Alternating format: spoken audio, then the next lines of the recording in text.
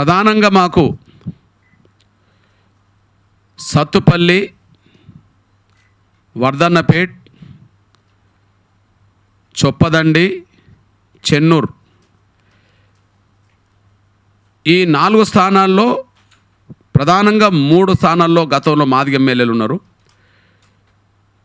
ఇప్పుడు అక్కడ కాంగ్రెస్ పార్టీలో కూడా మాదిగ అభ్యర్థులు కాంగ్రెస్ పార్టీలో టికెట్ల కోసం ప్రయత్నం చేశారు.